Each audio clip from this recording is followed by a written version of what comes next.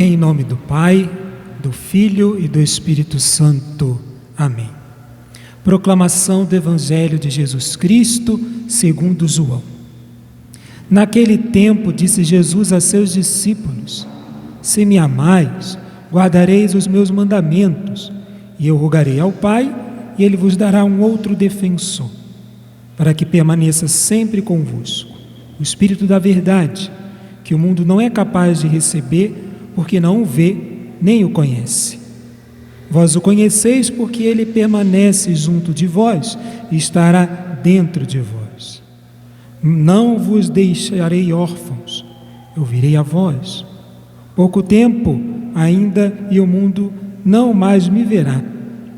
Mas vós me vereis porque eu vivo e vós vivereis. Naquele dia sabereis que eu estou no Pai e vós em mim e eu em vós. Quem acolheu os meus mandamentos e os observa, esse me ama. Ora, quem me ama será amado por meu Pai, e eu o amarei e me manifestarei a ele. Palavra da salvação. Queridos irmãos, estamos na reta final do tempo da Páscoa. Daqui a 2 semanas estaremos celebrando o Pentecostes, estaremos terminando o período pascal. O tempo pascal, ele é um tempo litúrgico temático, isso é, ele trata de um tema, trabalha um tema, um assunto, assim como o Advento trabalha o tema da segunda vinda do Cristo, assim como a Quaresma trabalha o tema da penitência. A Páscoa também tem um tema, e o tema é a Igreja. Então, a Páscoa, ela vai tratar ao longo de todo o seu período sobre a Igreja. A Páscoa ela é basicamente dividida em 2 partes, do primeiro domingo da Páscoa até o 4º, e do 5º domingo da Páscoa até Pentecostes.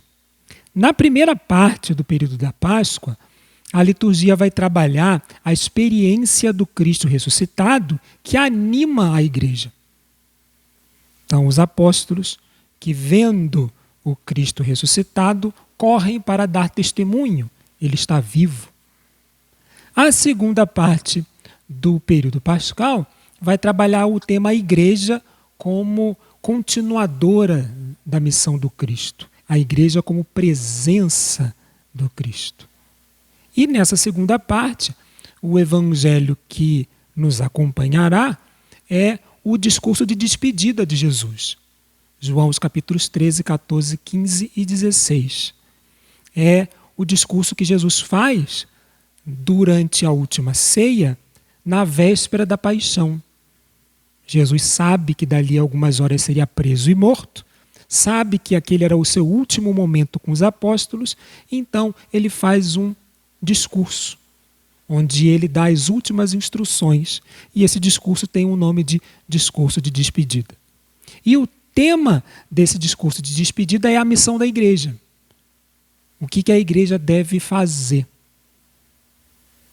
Então, nessa segunda parte do período pascal, a gente lê, tanto na missa de domingo quanto na missa durante a semana, o discurso de despedida de Jesus. Então, no domingo passado, a gente iniciou essa segunda parte da Páscoa meditando sobre a Igreja como continuadora da missão do Cristo. A Igreja como presença do Cristo no mundo. Ora, no mundo civil, quando você vai eleger alguém para ser o seu representante, quando você vai eleger alguém para falar em seu nome, o que você faz? Você faz uma carta, vai no cartório e reconhece que aquela pessoa, ela fala em seu nome, é seu representante legal. Você investe aquela pessoa de poderes, ela vai poder assinar documentos em seu nome, ela vai poder movimentar as suas contas bancárias, vai poder receber o seu pagamento. Ora, o que fez, qual foi o momento que fez com que a Igreja fosse instituída como representante do Cristo, como presença do Cristo? Como é que a gente sabe que a igreja foi investida dessa autoridade? Porque o Cristo derrama sobre a igreja o Espírito Santo. É exatamente o texto do Evangelho que a gente tem hoje. Ele fala isso, Jesus diz isso assim: se me amais, guardareis os meus mandamentos, e eu rogarei ao Pai, e ele vos dará um outro defensor, para que permaneça sempre convosco, o Espírito da verdade, que o mundo não é capaz de receber, porque não o vê nem o conhece. Vós o conheceis, porque ele permanece junto de vós e estará dentro de vós. Essa é a promessa que Jesus faz aos discípulos, de que enviaria o defensor, e esse defensor então permaneceria com a igreja, conduziria a igreja e faria com que a igreja fosse a presença do Cristo no mundo. Então, o que torna a igreja a presença do Cristo é o Espírito Santo. Para usar uma imagem para a gente entender, imagina a pessoa que vai fazer uma parede de tijolos. Ela começa a empilhar os tijolos, mas esquece de colocar o cimento, de colocar a massa. Ora, aquela parede de tijolos é só você dar um empurrão e vai cair tudo. O que faz com que aquela parede de tijolos se torne uma parede firme, uma coisa só? O cimento, a massa.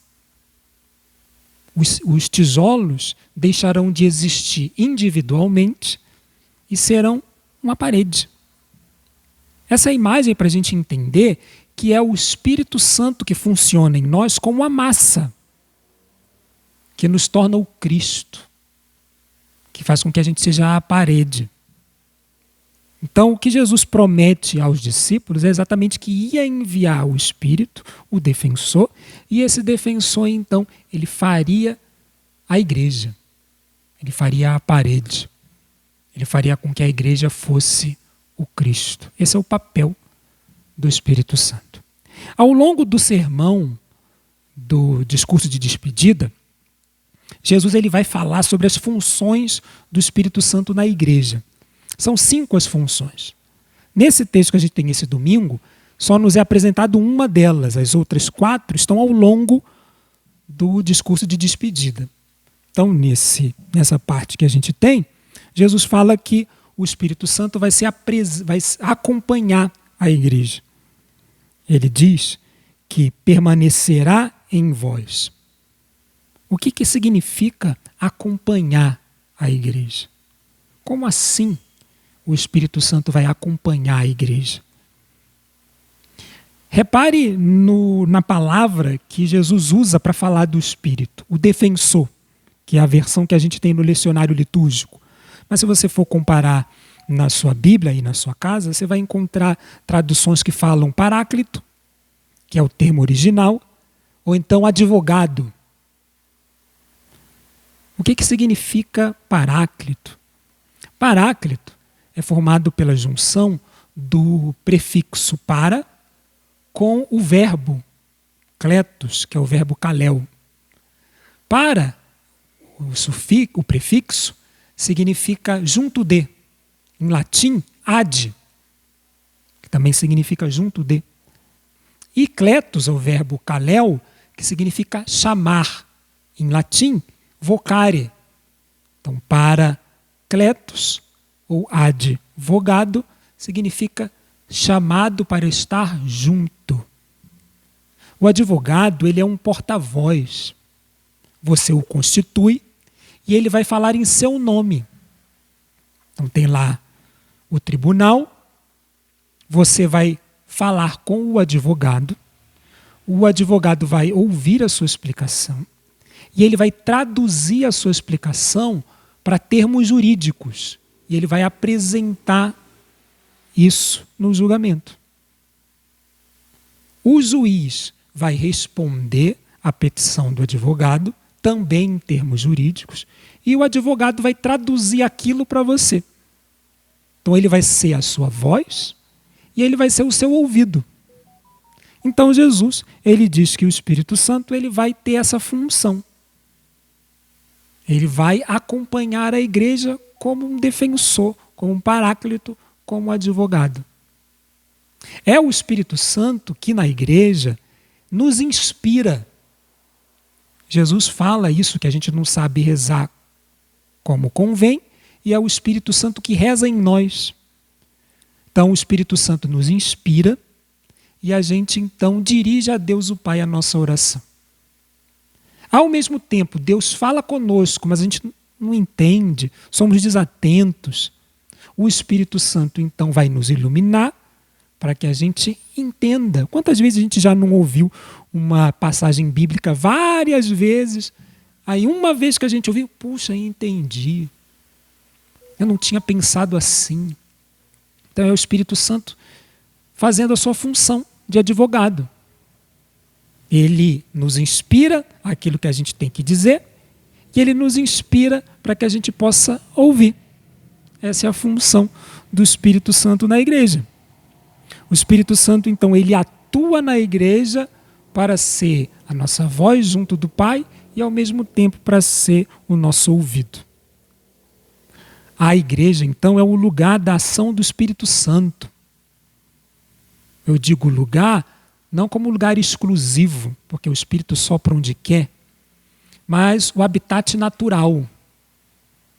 O Espírito Santo, ele consegue se adaptar a diversos habitats, mas a igreja é o habitat natural do Espírito, é onde o Espírito age naturalmente, nos inspirando a falar e a ouvir, a nos comunicar com Deus e a ouvir a vontade de Deus e a saber a vontade de Deus.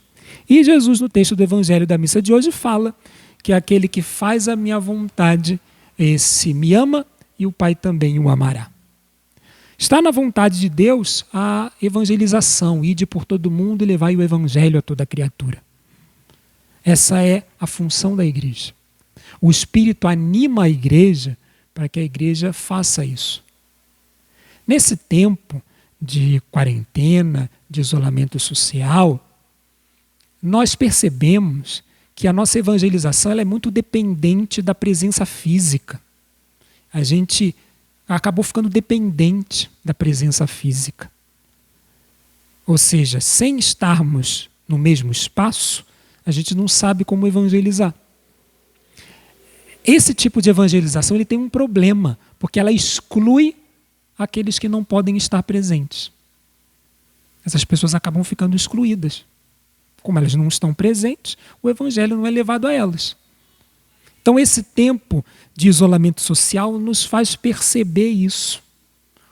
Como a gente pode ser igreja isolados nesse período de isolamento social, nesse período de quarentena. Ora, nós não ficamos eximidos dessa missão. O Senhor não disse para nós, olha, já que você está em quarentena, não precisa dar testemunho do Evangelho não, né? Fica aí, espera acabar e depois você volta. Não, essa licença não foi dada.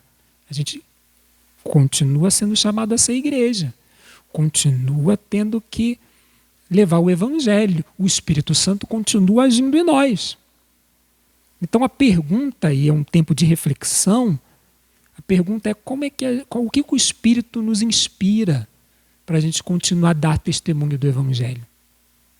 Como é que a gente pode movimentar as nossas ações evangelizadoras estando em casa, não podendo estar no mesmo espaço físico?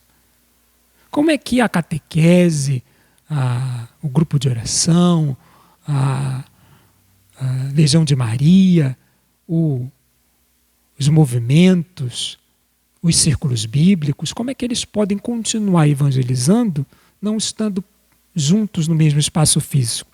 Esse é o desafio. O que o Espírito nos inspira nesse momento? Então, aproximando a solenidade de Pentecostes, quando a igreja cheia do Espírito se torna então a presença do Cristo e vai anunciar o Cristo, então pensamos que esse Espírito nos inspire. Como é que a gente pode ser igreja dar testemunho da nossa fé e do Evangelho nesse período de quarentena e de isolamento social. Então, peçamos que esse Espírito nos inspire, que seja o nosso paráclito, nosso defensor, que Ele diga aos nossos ouvidos a vontade de Deus e que nos oriente aquilo que a gente deve fazer.